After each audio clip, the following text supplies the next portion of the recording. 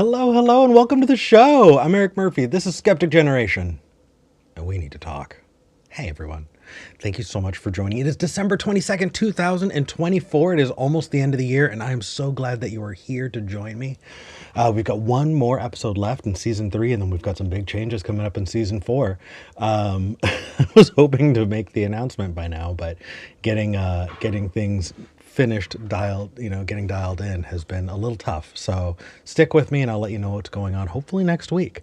That said, I want to kind of give a little bit of information about last week. I know I was not able to do the show. Long story short, V and I had our 5th anniversary, and I ate something that just did not agree with me. And since I'm producing live, it just was not going to be, I was not going to be able to stand in front of the camera. So everything is doing well, though. The show is well. It's just, sometimes stuff like that happens.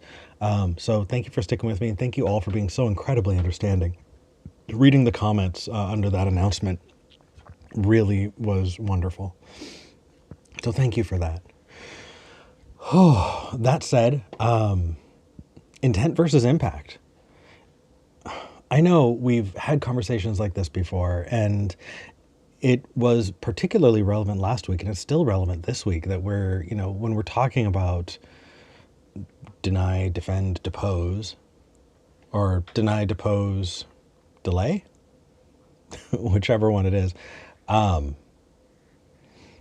It feels like when we're talking about violence, if it's somebody we agree with, we talk about their intent, and when someone we disagree with, we talk about their impact. And it feels like there's a problem. And I'm having that problem too. And instead of waiting until I can figure that out, I decided to make that the title of the episode and talk to people about it and see what you think. Because holy crap, you guys, there's an inconsistency here and it does not feel good. So what do? What are we okay with? What am I okay with? Holy shit. So here we are. Don't mind my cat. She is out of reach, pushing things off of the desk.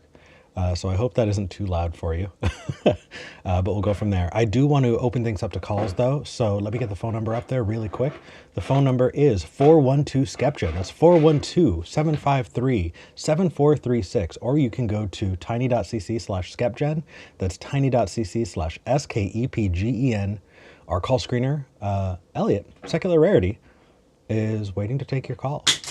And I'm really, really grateful, by the way. Thank you, man. All right, let's hop in and talk to our first caller, Summer, who I accidentally called Sunny last episode. I apologize. Hey, Summer. Hi, Eric. How are you? I'm doing really well. It is the last episode before Christmas, and so our home is just all exploded with Christmas decorations. Yeah, I love it. Yeah. How about you? What's going on? Oh, okay. So I've been watching a ton of debates lately, especially like you with Matt Dillahunty. And I'm wondering, like throughout this whole time, why are we stopping at the word God when we are discussing anything with any believer?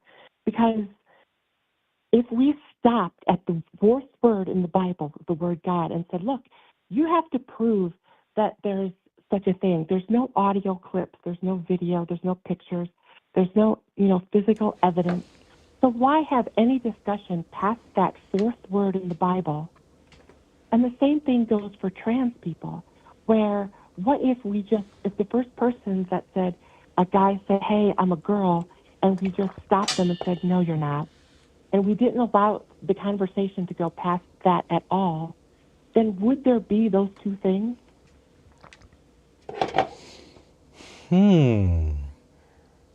No. Right. So are you saying... Why placate to any discussions after that? Like, you've got to show me some evidence, and if you don't show me the evidence, then we can't get past that word. Well, it really depends. I feel like people people conflate fields of study and have incorrect expectations. So let me give an example. If we were to talk about sociology, sociology doesn't really have like a one-to-one correlation with scientific evidence. It's the way that a society treats itself. It's the way that we treat each other, and it changes from society to society. It doesn't make it untrue. It just makes it, an observation about a people. If we're talking about biology, we're talking about something that we can study and prove and show. And so, look at both of those claims, right? If somebody makes the God claim and says, a God exists, and you say, okay, are you talking about like a cultural God, or are you talking about an existing God in the world that is actually doing things? If they say it's the latter, then we can test for it. If somebody says that, they are a different gender than they're presenting, or a different gender than they were assigned at birth, then we need to ask, is gender a sociological construct or a biological construct? No? Yeah, but I don't know. I guess it just feels pointless to have any discussion about anything in the Bible without someone saying, without actually showing what that thing is. I mean, someone came up with, I was looking at the word God and like looking back at like how that word derived and all that, and it just keeps saying, well, it was some claim to a deity from some person, but that deity was never, described. No one person, has the same exact meaning of that word. So I just feel like if we just stopped buying into people's delusions of something without actually showing good evidence to believe in that thing, then we shouldn't have a discussion until we figure that part out first, right? So it really depends on what your goal is. I hear what you're saying, and I definitely had that opinion before. And I think that if the goal is to pat ourselves on the back, then sure. But What do you mean pat yourself on the back? Well, if you're not willing to have a conversation with somebody because they have not provided enough sufficient evidence of that God for you, then the conversation's over. It's done, right? Right. And Okay. so that would stop all the problems going forward. It wouldn't stop all the problems. It would just disinclude you from the conversation.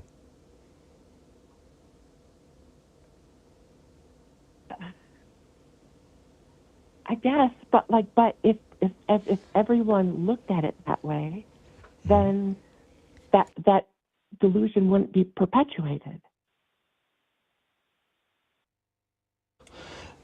Got it. Okay, so when you're talking about needing evidence, you're not talking about you and you being in conversations. You're talking about general oughts for society. Right.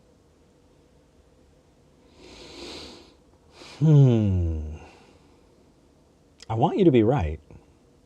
And at the same time, there are a lot of concepts that we believe in and that we perpetuate that don't have a lot of evidence for them. I've said it a lot recently, but does justice exist?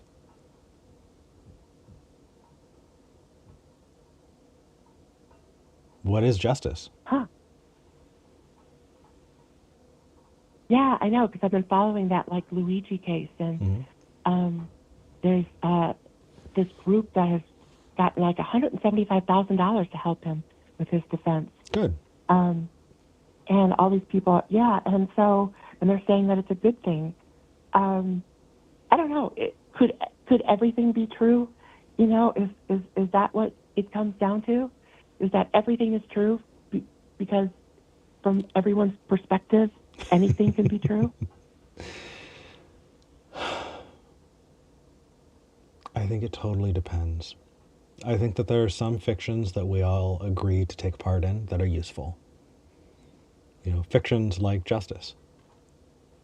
it is a useful concept. It doesn't exist in the real world because the concept doesn't have like a tangible piece to it. But also, I don't know. It is a sociological idea, and we're all taking part in that. Yeah.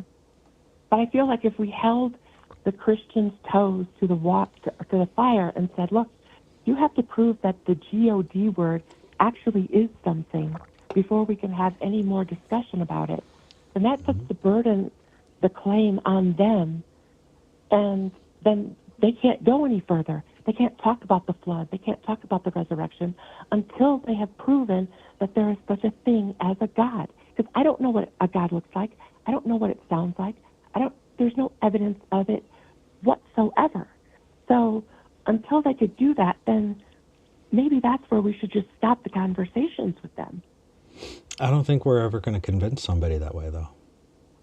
We don't live in a world where we're the ones who are making the decisions. We definitely don't live in a world where the overall should be, give me that. Like, if everybody didn't believe, if everybody was a skeptic and everybody said, hey, provide evidence before I'm going to follow you in any conversation, then maybe that conversation would make sense. But we don't live in that world. We live in a primarily religious world. We live in a primarily Christian country. And so... Right.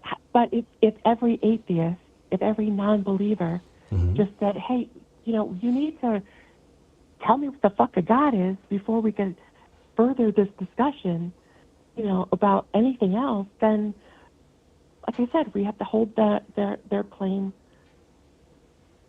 and then make them feel like, hey, they have to provide some kind of evidence, because if you don't, how could we move forward? How can we make them see that what they believe is not really a thing? They're not... I don't think it's impressive to shut down a conversation, though. I don't think it's convincing anybody when you shut down a conversation. It just disincludes yourself from it. That's one of the problems that I've wound up having over time with other atheist shows. Is I think that the most effective conversations that I've had are ones where I met people where they're at. And there are a lot of silver bullet type arguments that people have made before. There's people who've called in and said, oh, if you just bring up this thing about how we know for a fact that there was no global flood, then that'll prove that God doesn't exist. Or, oh, if you can show that, a good and loving, all-powerful God would not have a world with evil, then everybody would stop believing. Right? Those are silver bullet arguments. And that's just not realistic. Right. People believe for when different I was reasons. Christian, I wouldn't have, there was no silver bullet. Like, nothing would have convinced me. But if someone held my feet to the fire to say, well, what is a God? Show me a God. What the fuck are you talking about? I don't know what those 3 letters mean. I wouldn't be able to convey that to that person in a sensible, logical way without appealing to the supernatural. Most of the time. And if that's the case, then I think the best thing to do is to, right, if that is the case, then instead of saying, hey, give me solid evidence or we're not moving forward, shift that to questioning. Ask them, tell me more about that. I want to know about that. How does this work? Right? Like, you find that loose thread, and if you keep pulling the string, you're going to undo the entire sweater. That's been more effective for me than putting a hard line and saying we're not going to talk about it at all. Yeah, I'm not saying we're not going to talk about it, but I'm saying make them realize that what their concept of the word God is, that it sounds ridiculous. And I guess that's what I'm trying to figure out. Like, I'm still trying to figure out how I would have talked to me in my past to get me to come out of that world and those beliefs, because I was born into those beliefs. Mm-hmm. And so it's very hard to get out of that belief. And I'm trying to figure out a way to talk to people, make them see the illogical way that they're thinking, about what is God or what is a trans person. I don't know. It's just something I've been toying with, and I'm just trying to figure it out. Yeah. Well, we talked about the God part. What about the trans person part? Are you wondering? Well, I guess if, like what I said before, if the first person to say, hey, I want to be a girl if you're a guy, and if we said to that person, no, that's not a thing, you can't do that, and we stop perpetuating that notion, then maybe, that wouldn't have caused all these, you know, problems for that minority group. I don't understand. If it sounds like you're saying if that was the case, then that minority group wouldn't exist. Right. Yeah. Then I those people wouldn't have to suffer. I think that's a really cruel way of viewing that. Oh, I don't want to be cruel. I just, So let me kind of break that down a bit. okay. So I think that's why I brought up the difference between a biological concept and a sociological concept, right? Is there? Okay, what's the difference then?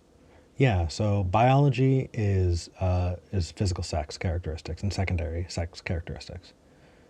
Okay, yeah. Gender is sociological, right? It's the way we treat people, right? I don't know, there are boy toys and girl toys. There are boy colors and girl colors. Is there anything in there that is innate to someone's sex? They're physical bits that make pink or blue or dresses more one thing or another. Right. No, I'm not saying that I'm not trying to make a distinction between that. I'm just trying to say that if the first person that claimed that they were the opposite sex and we shut that down and we told that person that isn't a thing, then they wouldn't take that further, Yeah, right? they would. They would just do it without you there. They would disinclude you from it. We live in a world where there are a whole lot of things that we agree with and don't agree with, and they're just still there. Those people would still Right. exist. They would just But if we didn't give them the operations, we didn't, there weren't doctors that said, hey, I'm going to do this operation. If we just said those things to them, then the worst that they could do would be to wear the other clothes of the other gender, and that's fine. You No, could do that. But the worst that they would do is self-harm, which there's a lot of evidence for. The worst that would happen is that those people would face violence and ostracization in the societies and the communities that they live in, which is currently happening. They would suffer okay, still. You okay. making a Oh, do you more think they would just cruel suffer in world. silence, and Yeah, there'd be well, less? I Do you think? mean, Do you think there'd be less? I don't think there'd be less. I think we'd just make a more cruel world. Mm. No? Yeah, I guess, but we wouldn't know. Like most of society wouldn't even know that. It wouldn't be a thing because I it's mean, you but know. so if your cruelty is limited to a small group of people and not everybody got to see that cruelty, does that make it better? No, no, you're right. So I mean, if like there are plenty of societies where yeah, those kinds of things, and by the way, gender affirming surgery is not the be all end all of being trans. There are a lot of people who are trans and will be trans for the rest of their lives and never get a single surgery, either for personal reasons or for financial reasons.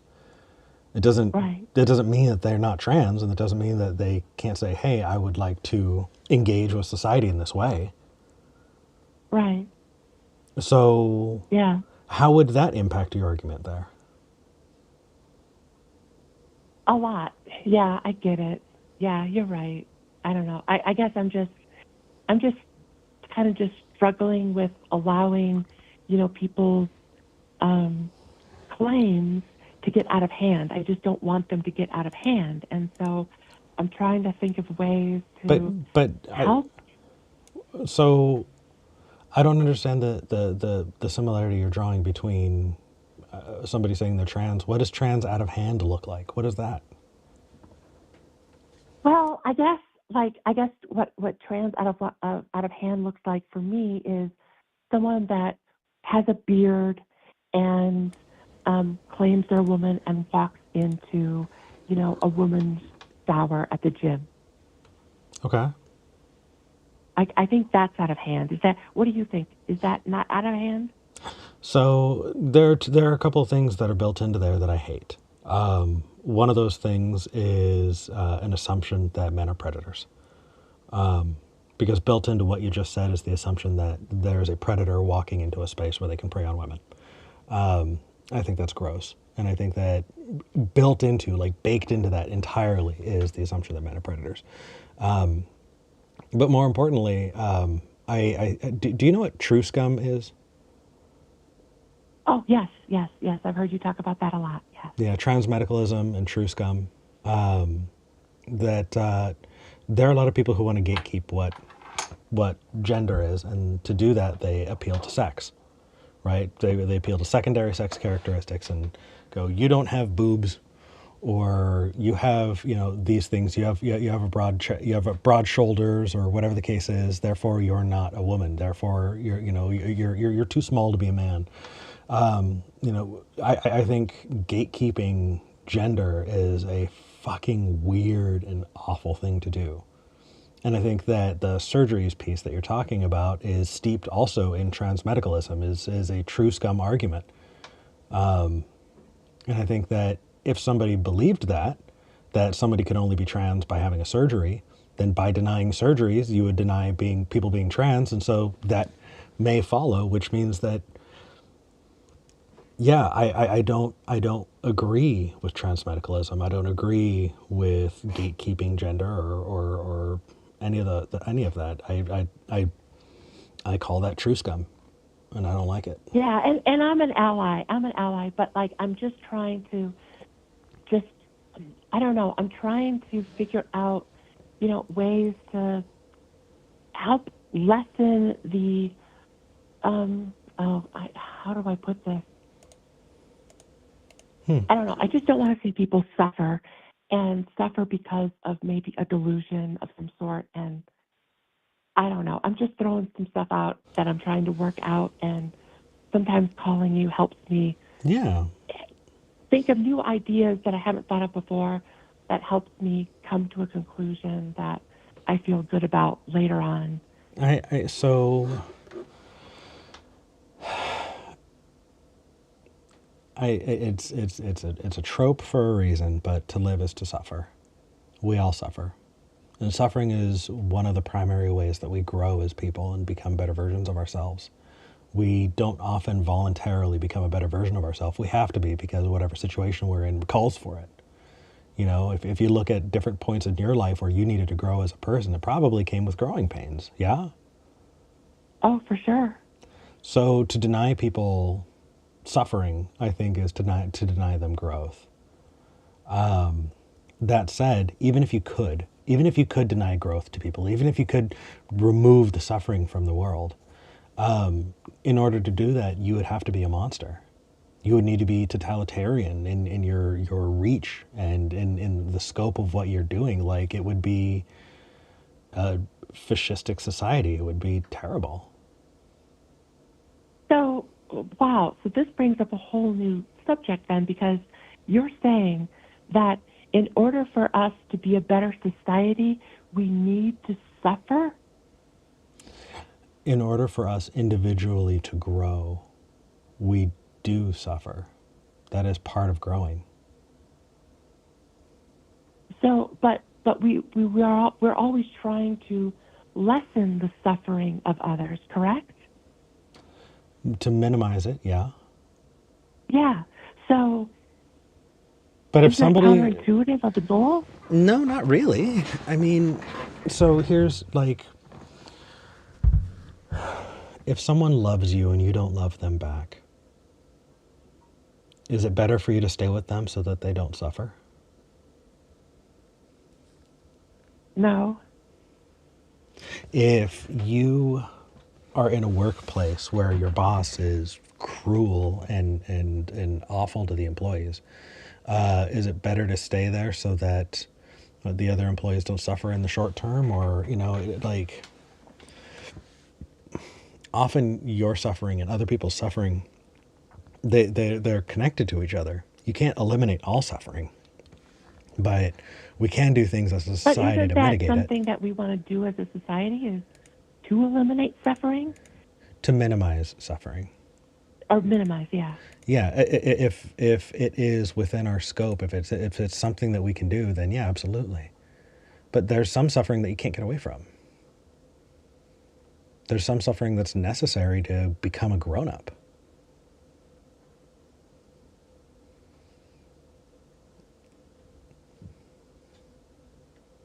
Yeah, it's an interesting philosophical question. Yeah, you can't get rid of all of it.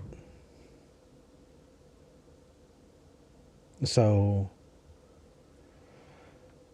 even if you were to create a totalitarian regime where you made everyone's choices for them and took away all the choices that you think could make them suffer, what do you do about unrequited love?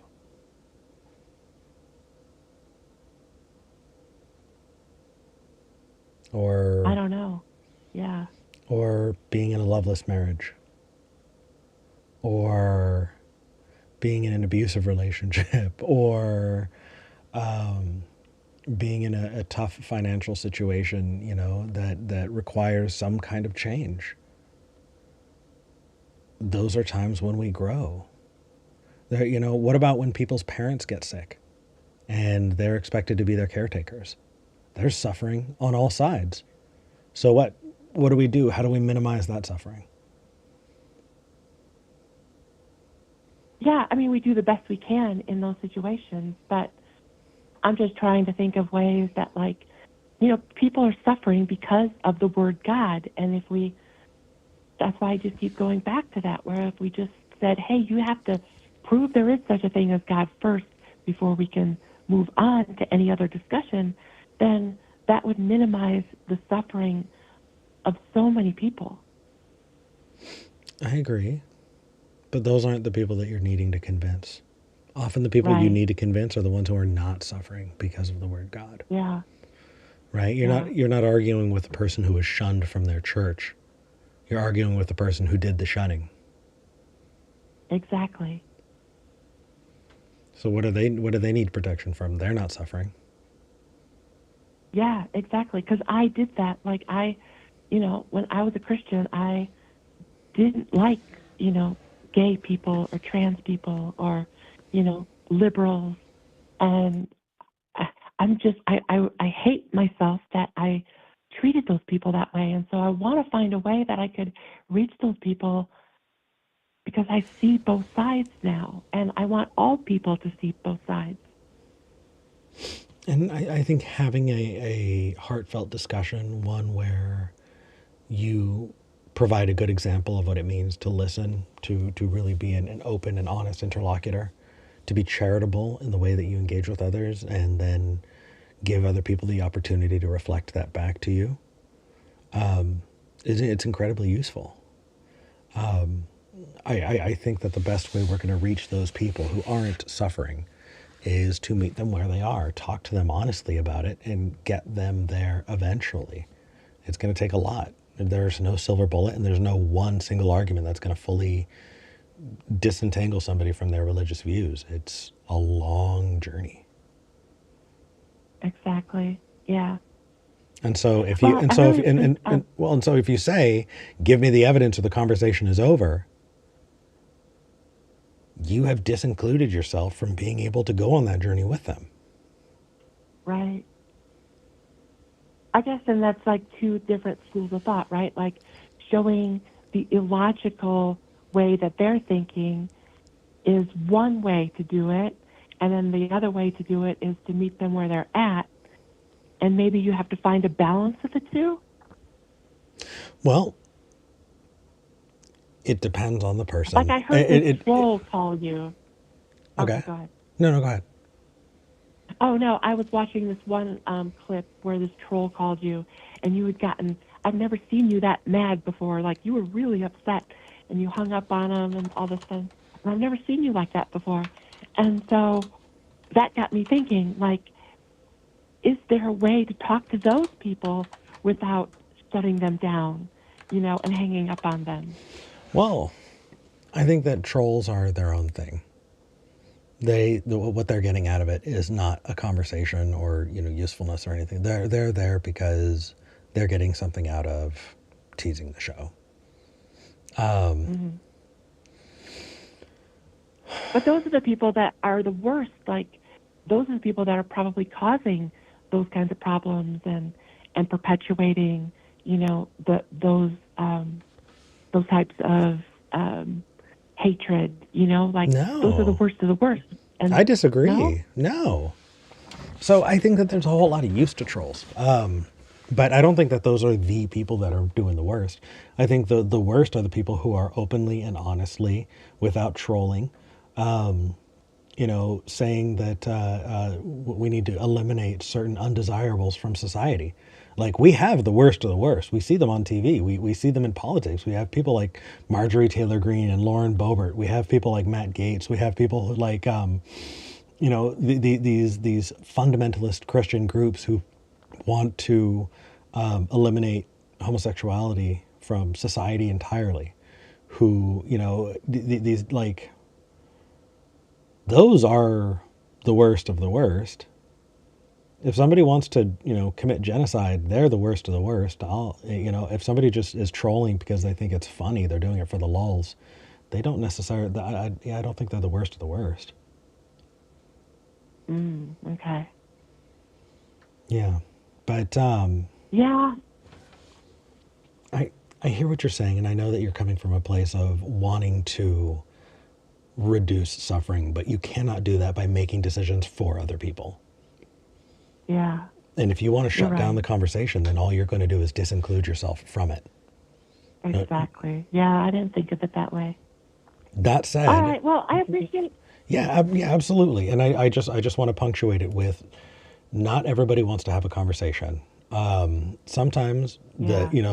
some other call-in shows are there to frustrate and anger people. And they're useful in frustrating and angering people. They're not interested in a ongoing conversation. They're not interested in convincing someone. They're interested in making them feel dumb, making them feel little. And there's a usefulness to that. I know it sucks, when you hear it that way, but it's cathartic for us, and often it'll make somebody want to double down and really investigate what their beliefs are. So it's incredibly useful too. But let's not conflate the two. Yelling at somebody and hanging up on them is not walking them through their deconversion. It might be lighting a fire under Right. their ass, but that's about it. What I try to do is a little closer to that, walking them through. Hey, let's talk about this. Let's meet you where you are. Let's move through these stages and answer those questions. Yeah. I mean, I think that that's a great approach, You and know, that's something that I'm so trying to do now. yeah. Like, as an example, I remember you calling in and talking about kind of synchronicity, right? Kind of thinking things Oh into the yeah. world. So if I were to say, prove that to me, otherwise this conversation's not moving forward, I don't think you would have progressed through thinking about that. I just would have disincluded myself from that part of your life.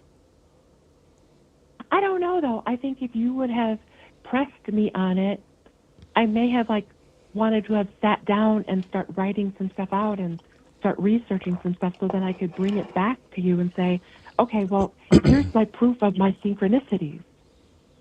Maybe that would have worked for you. Okay, fair enough. Fair enough. I cannot make an assumption that you are like everybody else. I can't assume that you're like me. And so if that would have worked for you, then okay. Yeah, I mean, I think, That said, let me just get this here. Summer, yeah. as much as I'd love to talk to you, I know I do need to move on to other calls. Of course, yeah. But I do want to But say You are a sweetheart, and I have so welcomed your calls this year. I hope to hear more from you in the next, throughout the next year as well. I've really enjoyed our conversations. I'm very, I don't know, sentimental as we're moving into Christmas. So, thank you. Yeah, thank you so much for taking my call. And by the way, I really like your sweater today. Thank you. Appreciate it. Have a good one. All right, have a great show. Bye. Bye. Okay. So it looks like my monitor is going out, so I might be having a little bit of trouble seeing the calls. So just be patient with me, and I will do my best to make sure that we can get to every single caller. Let's move on to talk to Joshua. One moment, hello, Eric. please. Hey, Joshua in South Carolina, right? That is correct, sir. I gotcha. All right. Joshua, what do you want to talk about? Well, happy Yule. My wife became pagan. Nice. Okay. So we're celebrating Yule instead of Christmas. Well, that's not what I want to talk about. Sorry, let me get to it. What I actually wanted to talk about was how on earth, Eric, Mm-hmm. do you build secular community? Oh, jeez, I'm the wrong person to ask about that. I don't crap. think so, because you're doing it right now, Eric. You're this is a show, you're discussing the topic, you're bringing people together to talk about it. That's one way to build community, right? Oh, yeah. Okay, so oh my gosh. All right, I'm going to be as open as I can be, okay? Okay. So I think the largest secular community that I've been a part of building is when I was the director of communications for the atheist community of Austin. Yeah. Yeah, I was there when we really opened up and had a massive influx of members and viewers to the shows. I was a part of the launching of a lot of shows and the promotion of them, and it grew faster than I could possibly understand how to handle. And I learned some hard lessons. Please, sure. Yeah. When it comes to building a community, I think that from my standpoint, if you build it, great. You cannot be a part of it. Really? Really. Why is that? So, when I was at the ACA, I had a girlfriend, and the more the community grew, the more active and the bigger of a kind of a face of things I was, the more invited to everything we became,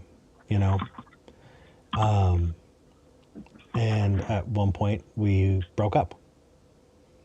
Oh, I'm sorry to hear that. No, it's okay. It just wasn't working out, and it was an on again, off again thing. But I remember them being really upset because they thought that they were going to lose out on their community after the breakup. And I was like, what are you talking about?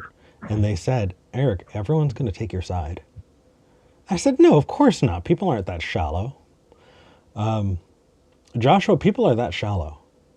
Well, yeah, but does a breakup always need sides? I guess So, as a community builder, as somebody who had a place of authority in that community, people wanted to ingratiate themselves with that authority. And so they took my side, quote unquote, just so that they can try and be close to me, make me happy, whatever the case was. And they ostracized that person. Sorry. Yeah, and what I found was that anytime that I got involved, if I liked somebody, they were popular, and if I didn't like them, they were shunned.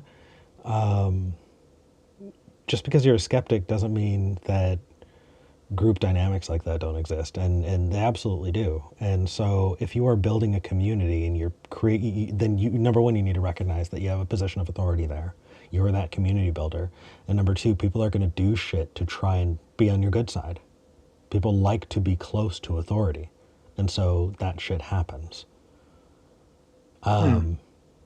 Which sucked for my dating life because the pond that I wanted to fish in was other atheist skeptics. But when you're in a position of authority, that creates a very, very awful power imbalance that you can't get away from. It's something that ended friendships between me and other people who didn't see that power imbalance. And ultimately, it caused me to step back and was a large piece in me walking away from that position that I was in.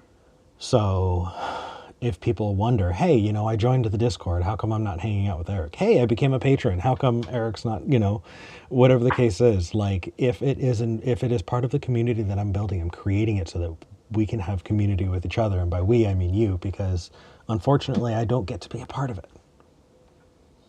That's the sacrifice. That's a big piece of the sacrifice. You're building it for people, and you're recognizing the position that you have in it. That might be compatible with my position, though. Yeah, hit me. I don't think you were ready for that. I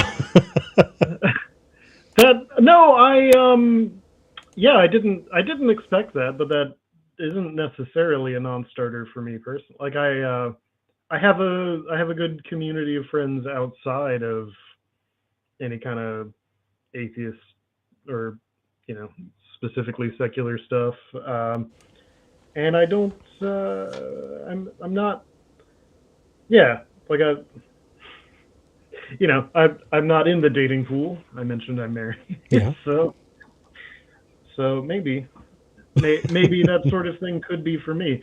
The bad thing is that I'm not really good at planning stuff. So I don't know if we necessarily share a skill set there. Well, the interesting thing was I was a really good hype guy.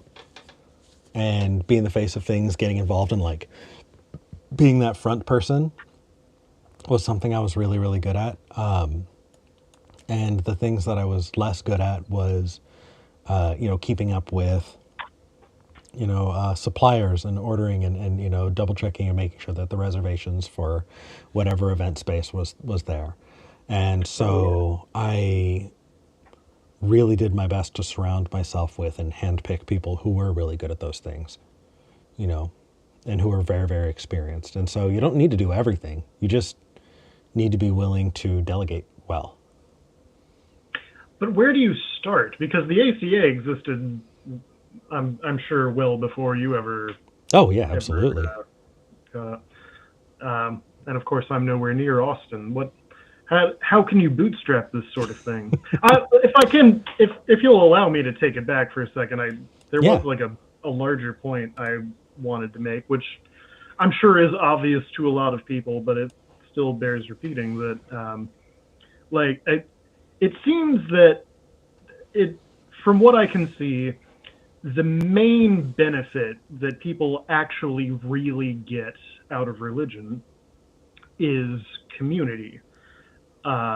It's my brother is, or at least has at one time described himself as an atheist, mm-hmm. but he's started going to church voluntarily because he lives sort of out in the middle of nowhere. Not quite, but it's a small town, and he needs community and engagement and a dating pool, like you said. Yeah, absolutely. And so he's started going to church for that.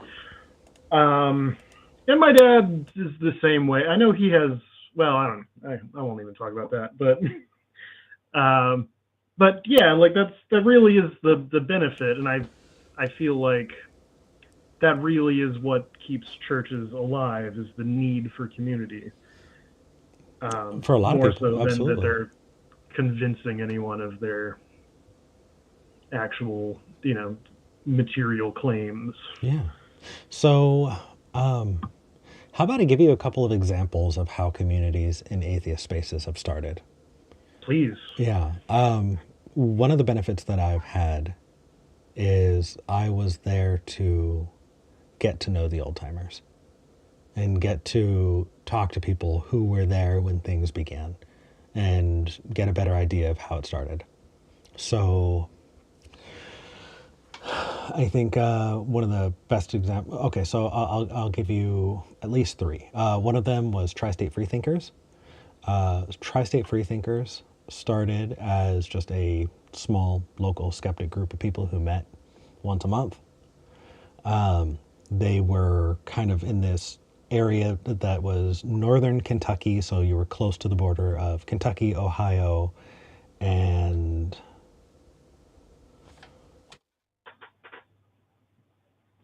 what is the third state?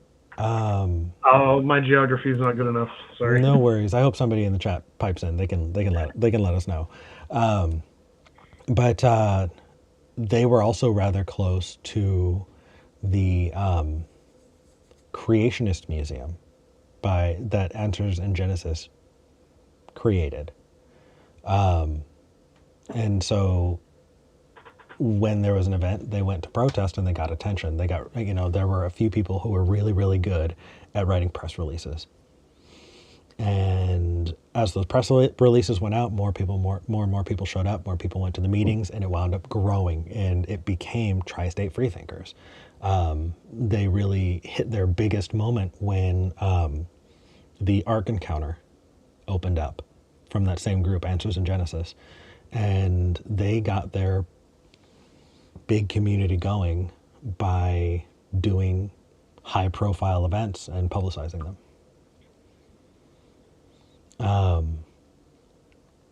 So that's how that worked for them. The second example is in Kansas. There was a gentleman who lived in the boonies, and he saw that there weren't any skeptic atheist groups, and he decided he was just going to go on Meetup and say, hey, we're going to meet up at Denny's, and if anybody wants to hang out and come say hi, go for it. And that weekend, like 3 or 4 people showed up. And then they met again a few weeks later, and that time it was like 6 or 7. And this guy, his name's Daryl. Daryl would listen to these conversations while they were hanging out at Denny's and went, people are dealing with a lot of religious trauma. I'm hearing it over and over again in all these conversations at this table. What can I do to help? So we founded the Recovering from Religion Foundation. Dr. Daryl Ray started a community that came out of... Oh, was he the guy out in the boonies? Yeah. I've been to his house. Oh. I've been to his house in the boonies. It's beautiful, by the way. And he himself told me that story. He's like, Eric, I just started a meetup. And it naturally grew. So that can be how that works. And ultimately, the way that became a global community is he saw a need and had people to get the ball rolling. He had the education for it, but that doesn't mean that he had all of the other skills, involved in, creating an online presence or recruiting or training people or, setting up whatever infrastructure that was needed for recovering from religion. But what he did is found really good people who could help him, who could, who he could delegate those things to and who are able to pick that up and really get that moving. Same with Tri-State Freethinkers, by the way. Talking to the founders of that group. It's integral to that is them finding those people who could help them so that they can shore up each other's weaknesses and make something bigger than themselves. And then the last one that I'll give you the example of is, do you know the history of American atheists? No. Okay. So there's a documentary, I think it's called The Most Hated Woman in America. Yeah. Her name was Madeleine Marie O'Hare. Mm-hmm. Madeleine was a very outspoken, very well-spoken too, atheist who was very willing to push people's buttons. She was really good at getting attention. She was a hype person. And she founded American Atheists in Austin, Texas. That's where they were headquartered. And they wound up, Madeline wound up speaking all over the country, going on to, late night TV shows, being in the news, being in major headlines for speaking out as an atheist. And people got drawn in. They said, what do I get involved? And Madeline had someone to answer. There was somebody there that they were able to delegate that to, who could pick that up and move that. And American Atheists grew from there. Eventually, I believe it was in the 90s, Madeline was murdered. Aww. Yeah, brutally, by the way, along with her family, I believe. American Atheists decided we need to get out of Texas, and so they moved to New Jersey, where they're currently stationed. But not everybody left to New Jersey. Some people stayed behind, either because they couldn't afford to go or because they were too stubborn to leave. A year and a half later, those people founded the atheist community of Austin. So,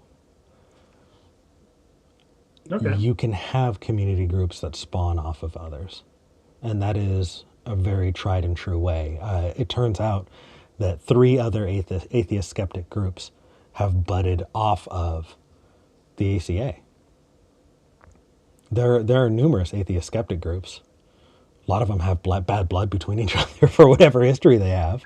But I was going to say, do you consider The Line one of them? The Line?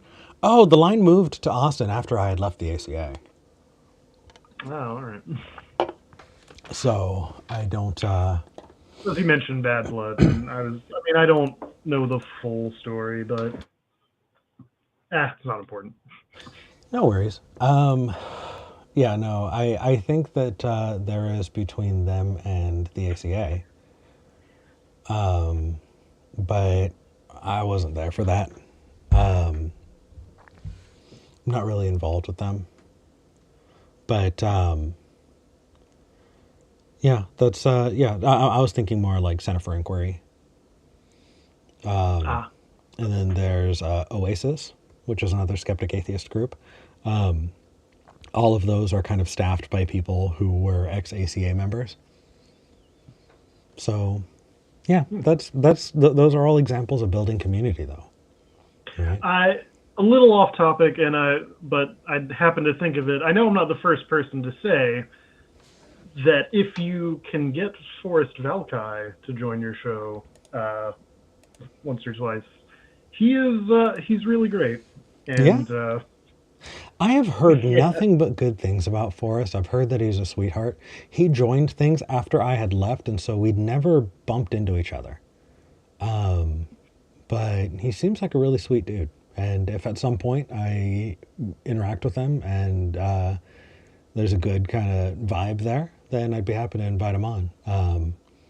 But I gotta meet the guy, you know. Okay. Fair enough. Fair enough. It's not all bad blood. Sometimes it's just I was on my way out as Forrest was on his way in. Yeah. Yeah. I mean you gotta realize that at the time that I was at the ACA, there was like a big push by the hosts to make it Austin only. Yeah. There was just a different set of issues. I mean, I'm sure that would simplify a lot of things on the back end. Yes, there was an insular push. There was they were seeing that it was growing to something much bigger than than Austin itself, and so there was a lot of arguing behind the scenes about that. But those were kind of more the things that I was dealing with at the time. Gotcha. Yeah. Is there anything else about building community? I kind of gave you a lot, and I'm not sure if any of it was what you were looking for. I'll listen again. I'll listen back to this call. I mean, yeah, I might call and ask again if I've got some follow-ups. Yeah, absolutely, and you're totally welcome to. Your connection is great. Your banter, your energy is fantastic, and I'd love for you to call in again. Oh, that's wonderful. I try. Good. But anyway, I'll let you get on with your day. Happy Sunday. Definitely, if you celebrate, happy Yule, I will. uh, Merry Christmas, or whatever the case is, and take care. Aye, happy holidays. Bye. Happy holidays. That's the one. Yeah, that's it. All right. Let's just go right to the next caller. Herbert in Pennsylvania, I think, is a new caller. Herbert, you're live on the show. Oh, hey, Eric. Hey, you're sounding really good. I do need to get your name here in the lower third. So while I do that, what did you want to talk about? I just wanted to call up and I don't know if I'm on topic on what you're talking about, but wanted to discuss the idea that I believe I see some converted atheists as dry Christians, and I do not. Oh, what is a dry Christian? So I don't mean that as an accusation. I mean that merely as observation. Okay, I don't know what that means. So my background is I come from a very progressive, liberal Christian tradition. Okay. And I was always a skeptic. And I grew from that. You know, in my church, we were taught that all religions have value. So okay. That's a much different background than I think some of the callers. Yeah. So I never really bought into the myths so much but I enjoyed Christianity because I enjoyed the community, as I think you were just discussing. Yeah. I enjoyed the Jesus teachings as I understood them. The idea of being kind to one another. I don't feel that community so much anymore, but that's not where I want to go. Okay. But I had Christians around me that I saw them want to push their ideas, push their beliefs, have people agree with them so they could find that community. And I think in some cases, not all cases, and I'm not labeling all atheists, but I see some atheists look for that same level of certainty or that same level of reinforcement, where now that they're no longer Christian, I can think of one girl in particular in my personal life. She's no longer a Southern Baptist Christian. Mm. Now she's an atheist, and she wants everyone to agree with her, and she wants everyone to see her way. And I've tried to caution her. I don't want to sound egotistical. Yeah. Tried to caution her and say, this is the same thing I heard when the Jehovah's Witness showed up at my door, and we had a 3-hour conversation where I explained to them I didn't need saved. I was okay. I was a good person. I just didn't have the same beliefs. And they were so worried about me. And that word came off really more as in, it wasn't really me they were worried about. They wanted me to be like them. Yeah. And when I talked to this one girl, like she wants this atheist girl, converted atheist, she wants me to be like her, and I'm not. I'm an agnostic, which I'm probably more like you, and I see with the atheist experience, where I don't believe in any God that's ever been explained to me by man. Mm-hmm. But I leave. I don't say that I don't have a faith. If I was in trouble, I might pray. I'm not expecting anything from it, but I'm an agnostic. I know that I cannot know, and so I seat myself there, and I'm open to other religions. I enjoy taking part in Hindu ceremonies, Buddhist ceremonies. Go ahead. No, it's okay. So there are a couple of pieces there that I'd love to dig into, and the more you give, the more I'm trying to hold in my head at the same time. Okay. So I want to get the chance to respond to all of the things. So The first is, yeah, absolutely. If somebody has spent their life being told to evangelize their beliefs, that is what they're taught. Then once they've deconverted, is it any wonder that they're wanting to evangelize still? Yeah, no, absolutely. As I said, it's not an accusation. It's, Yeah. So is that what you mean by just dry? more like an observation. Is that what you mean by dry Christian? Somebody who has left their beliefs but still has the Christian kind of mentality? Because Yeah, I've I mean, never heard dry I Christian see it. before. It's a term I just came up with, right? I was Okay. thinking like a dry alcoholic, right? Yeah. An alcoholic who stops drinking, but they're still An alcoholic. going through with, with some of the habits which were detrimental to themselves and those around them. Yeah, that's a really useful phrase. I like that a lot. Thank you. Yeah, dry Christian. Damn. What an amazing, like, oh, that feels like a ready-made epithet for some atheists that is absolutely deserved. I think I might just steal that. But yeah, Absolutely. yeah. If you're raised to evangelize and you have left the faith, then the fact that you're still wanting to evangelize makes sense. And I have met many dry atheists, and I've been one of them for a long time. Sure, and I think there's some distinction between. I mean, I'm hearing you talk about your your personal experience, and I don't want to discount that, but That's very sweet of you. Yeah. I thought about, is that what you do? Are you evangelizing? And I don't think that's what you're doing. I think that you're helping people. Right? And I think it's the same with the atheist experience, and even Matt Dillahunt, Matt, who can be very forward in his beliefs. I think he's doing so for the best of intentions, and I don't see that in any way. I see you as teachers, Oh, for cool. better or for worse. We all have I see us as teachers and trying to explain. Yeah. You We're we're all different types. I'm going to reach people that Matt's not going to, and Matt's going to reach people that I'm not going to, and that's because our Yeah. approaches are different. So makes sense. And I think it takes all types. So I'm glad for all of the other ways that people are doing things.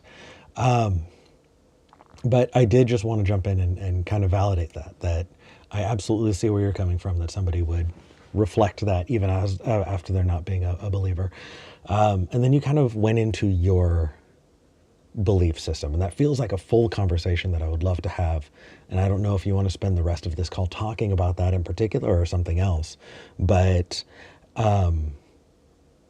we can talk about agnosticism, or did you want to move into something else? No.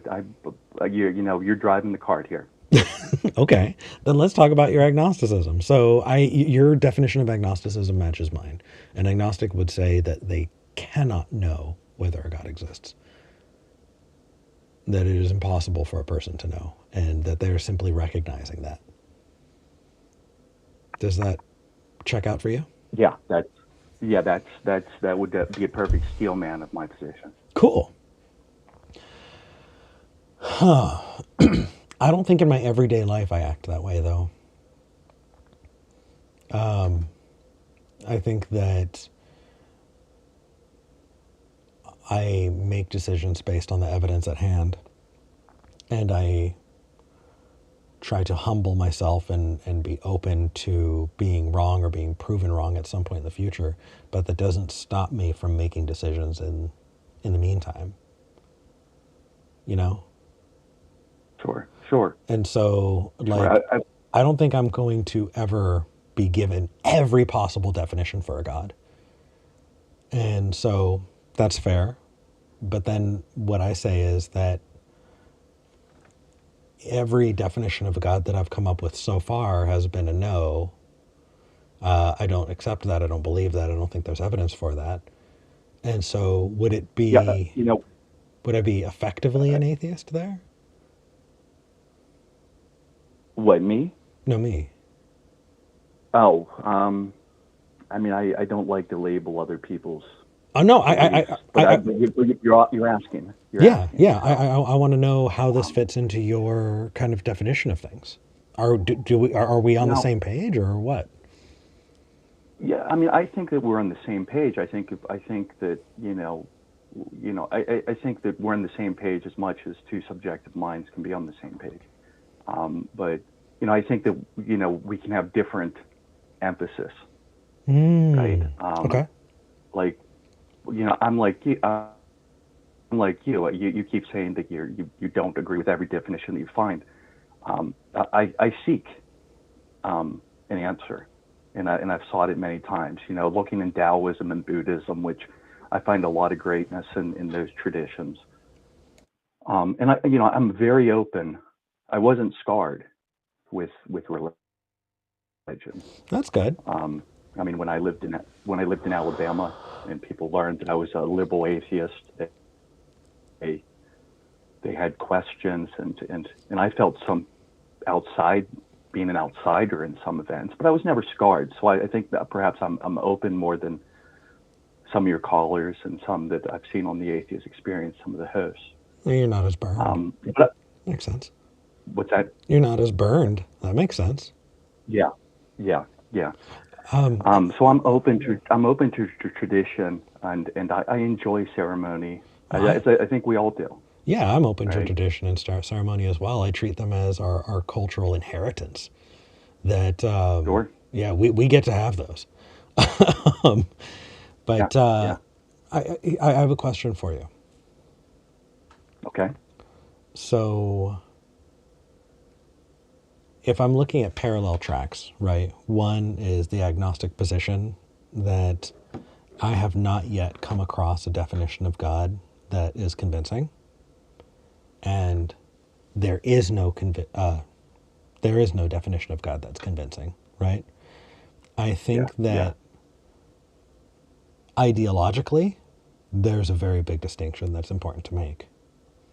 Practically, though, I think that there is none is not even an option at that point. They're effectively the same. Oh, are we talking about a distinction between atheism and agnosticism? Yeah. Okay. I think from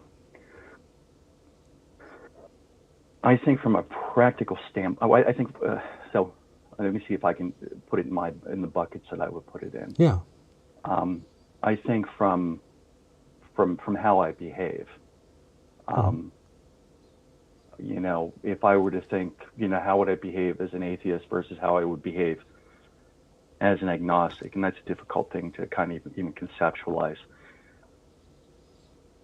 Yeah, because they seem identical to me, at least. Yeah, I mean, Insofar as like both of them are saying, I'm not convinced by anything yet. Just one of them is saying it's impossible to be convinced, and the other is saying, I have not come across one yet that is convincing. Like, I feel like there's, and please don't take this personally. I think that we perform for ourselves and for each other all of the time, every day. Sure. I do it, Sure. you do it, we all do it.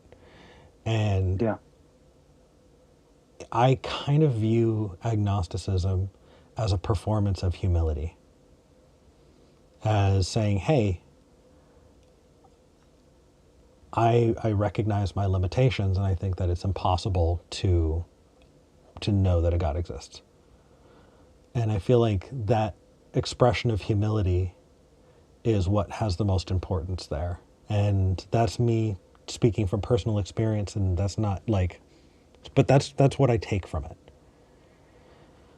The atheist side of that doesn't center that humility as much, and instead puts the importance on the claim and goes, where's the next one? Bring it. Let's see it. I want to investigate, and there's still the chance that you can be shown God. That's where the difference is for I me. wouldn't. Well, when I'm engaged in a conversation, particularly with somebody who is as giving as you are here. I tend to mirror. If you were to find me in a discussion where we were at ends and Yeah, we we're were at each other's arguing. throats. Fuck you. I Yeah, well, we can do that, Herbert. Damn it. even just from a rational standpoint, you wouldn't find me to be a humble individual. And so I don't think that when I think of my agnosticism, I don't think of it as humble. Okay. I think of it as I think of it as as a humanist, um, my idea of humanity is tested these days. I know, right? But as a I feel humanist, that. I think of the greatness of the human mind. Okay.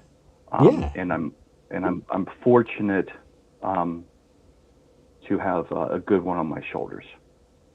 And I maybe that shows take a little bit of humility away. But it's the same way as a tall man is a tall man, a short man is a short man. They're just descriptions of one another. And I know who I am, and I know what I have.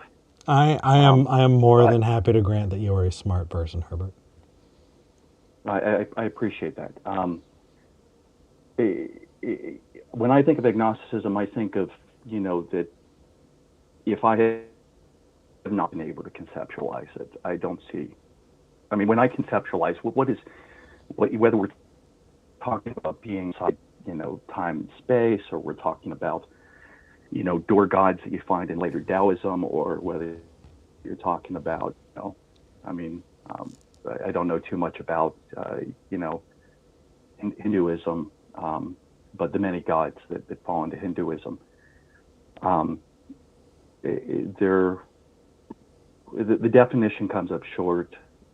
It doesn't make sense. I've learned a lot about the contradictions from watching you and what other atheists have. And okay, so where am I trying? That's okay. Can I push back a bit? Sure. Okay, so Sure. I think it can be known that things aren't gods, and we do that all the time. Yes. Yes. So the statement that it is impossible to know only counts when we're talking about the affirmative, because we can discount false gods all the time, and we do. Yeah. Would you agree with that? I can give you examples if you'd like. Well, so I'm going to push back on you a little bit here, because let's say for instance that the Abrahamic God, the Christian God is true. We're just wrong on 95% of it, right? So we could push back on, or we're wrong on if there's 100%. There's 100% that, and we know 5%, and of that 5% we know we're wrong in 95% of that 5% that we know, but there is 5% that's correct, and we push back and we discount the entire thing. Mm-hmm. Then we've still lost something there, right? So I would say that that is wrong. Even if you have a sliver of truth, if most of that is wrong, then it is wrong. The whole saying, even a stopped clock is right twice a day. You can be incidentally correct, and also not, like, the clock isn't working just because it's actually 2:00 and it's pointing at 2:00. Those just incidentally happen to be the case. So I would still say definitively that if you are 99% wrong about a thing but 1% right, I'm comfortable with saying that you're wrong. Yeah, I would agree with that, but I would agree with that from a practical matter. Mm-hmm. But in terms of not knowing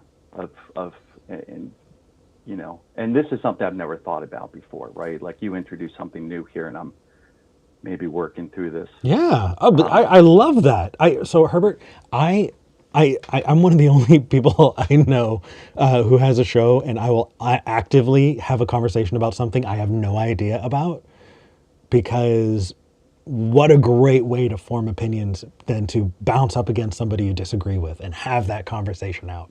And I've walked away from episodes having an entirely different opinion about things. The fact that you are reflecting that and being like, hey, Yeah. I'm going to think about that makes me so freaking happy. What a Christmas present. Good. Yeah. Right. I appreciate that. And, it's part of the greatness of dialogue and Yeah, interacting with other humans is to, absolutely. to come to these heads and learn things from one another. Yeah. So here's me kind of putting a pin on the religious statement here. Is let's look at the Abrahamic God, right? Or let's look at more specifically, because I'm more familiar with the Christian God, right? Okay. There are definitive things ontologically that are stated in the Old and New Testaments that we can test. Heaven is not a state of mind. Heaven is a physical place. We know that because in the story about the resurrection, Jesus rises bodily into heaven. Jesus rises from the dead as a physical entity and rises and goes into heaven physically. So it's not metaphorical. Heaven's a real place if you believe that.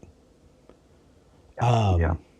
And depending on different things, people argue about the hell place, but like let's focus on heaven.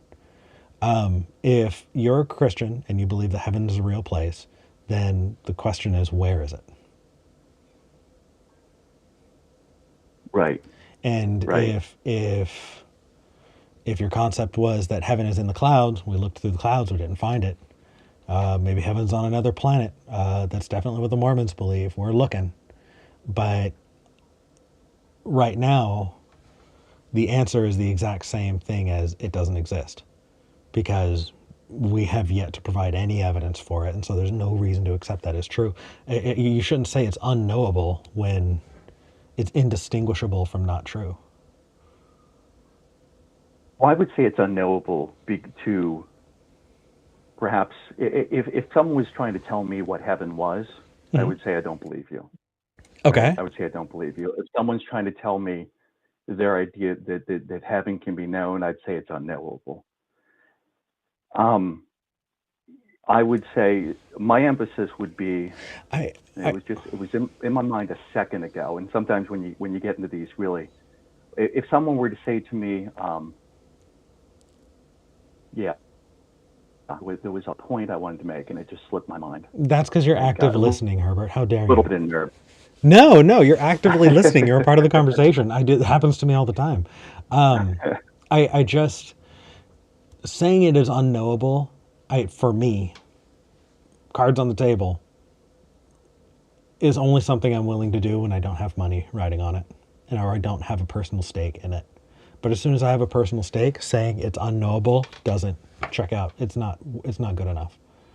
Well, and I see a risk with saying it's unknowable, right? Like I'm not a fence sitter, and I don't want to get into any of the racial things. I'm not a person who's afraid to be committed here.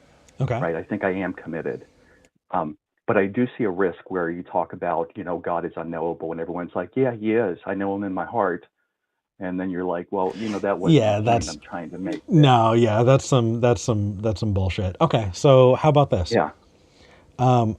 What if I define a God into existence? Okay. Would that still be unknowable? It would be about how correct you are.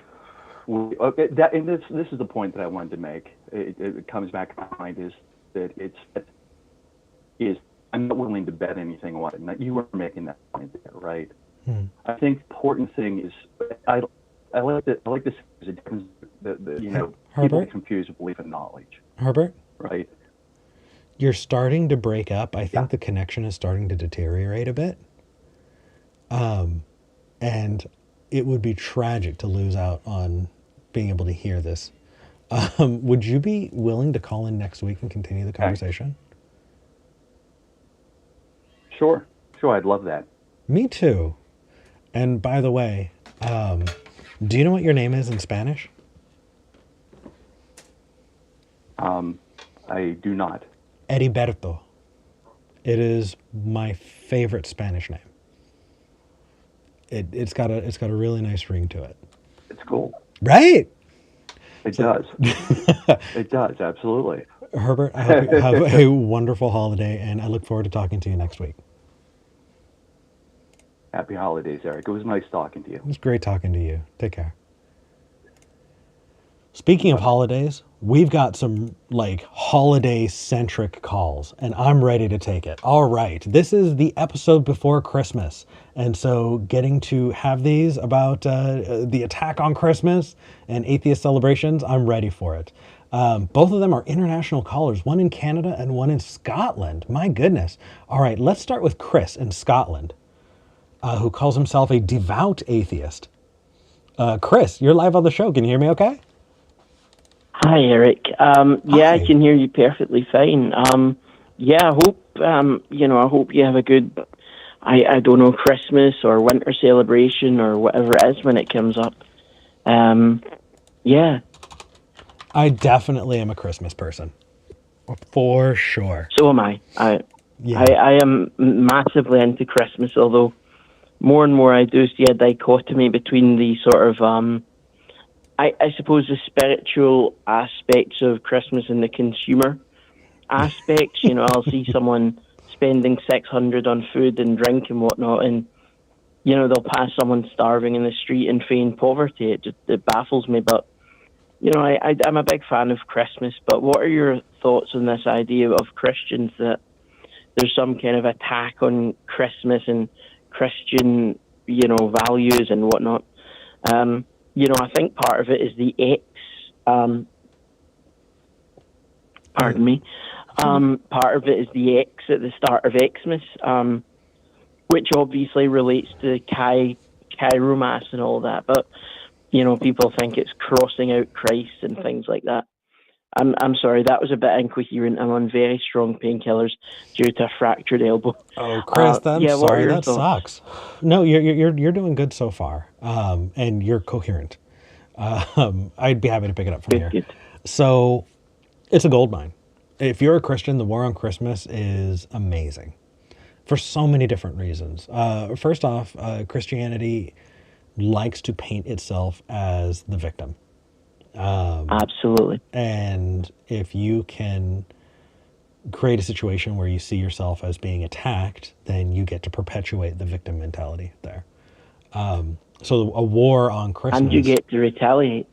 Yeah, absolutely. So that concept alone makes it understandable. My cat keeps bringing toys to me while I'm doing the show. Oh, that's sweet. It is, but I want to make sure I want to pay attention to you.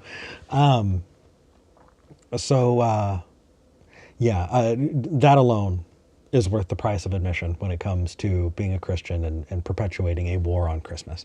The next is it is a reframing of evangelism that allows people to evangelize without feeling like they're being pushy about it, right? They own the season. They own it. It's theirs. And so if you try and celebrate the way you want to, then you're taking something away from them. The reason for the season. Exactly. Exactly. Not happy holidays. Merry Christmas, damn it. Put the Christ back in Christmas. And that's the last piece of it, is it buys into... have you looked very much into Christian numerology? I haven't, no. No? It's not something I've looked into at all, actually. It's bonkers. It is super, super bonkers. So essentially, there was this point in time, there was a book called The Bible Code. And the Bible Code posited that there were secret hidden messages in the Bible, that words meant certain things and certain letters were parts of ciphers. And if you understood the cipher, then you could retranslate a passage of the Bible and have it say something entirely different. A hidden message for the extra devout. That seems very convenient for extremist sects. It is, and it's very, I tie it very closely in my mind to the kind of mentality a lot of people had around, the Da Vinci Code. Oh, yeah. Right? The Bible Code, the Da Vinci Code, that's that kind of a thing. And so there's a lot of kind of Christian numerology and mysticism that gets built into the war on Christmas. That there are secret messages, right? That we're Xing out Christ by doing the Xmas, or that we're replacing, and we're secretly hiding evidence of our crimes. If only you could decipher the hidden codes. I see. Yeah, it's really, really interesting. And what's wild is that, Sounds it. we look at mysticism as something that has happened in the past. And the fact is, we are contributing to and creating mysticism today. I worked with, I helped edit together a video for a friend of mine, Drew of Genetically Modified Skeptic, where he went into. Oh, I watch his videos. Yeah, did you see the recent one about mysticism and Torah? And how that. I don't think I did, no. No, that basically Kabbalah is to Torah what like Santeria or Voodoo is to Christianity. I see. I'm aware that Judaism has an element of mysticism in it. Yeah, interesting. The Bible code is absolutely Christian mysticism. I see. Yeah. No, Are you more of a sort of a Merry Christmas person, or are you more of a Happy Holidays person? We don't really say Happy Holidays in Scotland. It's not really a thing. When I wish someone a Merry Christmas, I'm not insisting they celebrate it in any particular way. I just kind of mean it in a general sense of the winter holiday, basically. Yeah, I mean, is that quite a big thing, Happy Holidays in America? In the service industry, yes, because you don't want to be wrong. I see. If you work in the service industry, it is a really good idea to say Happy Holidays, because then you just automatically get everybody. I get that. I can understand that. Yeah. If I don't know what you celebrate or if you celebrate, Happy Holidays is a more generic way for me to say that whatever you celebrate this holiday season, I hope you enjoy it. And if I know that you celebrate Christmas, then I'll say Merry Christmas. But it's just more about knowing who your audience is. I get that. Yeah. I've always found Happy Holidays a little bit clinical. Do you find that at all?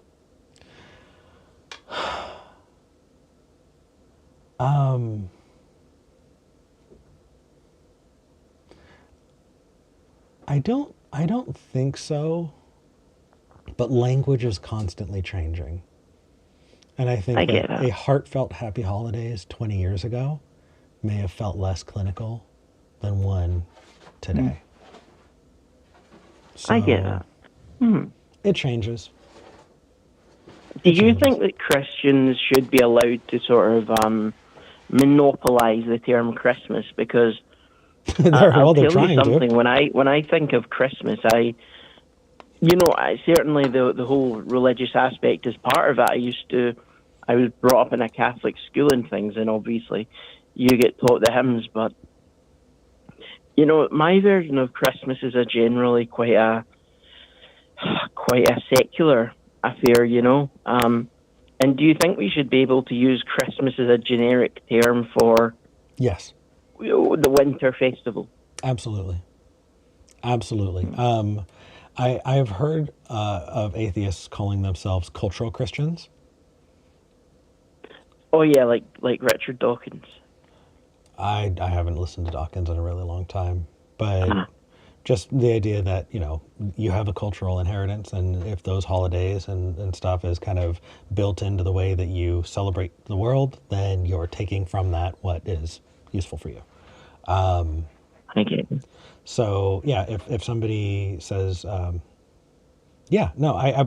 Christians are absolutely wanting to monopolize that in the same way that they try to monopolize the word marriage here in the United States. Which is ridiculous. Yeah, they'll take it if you let them.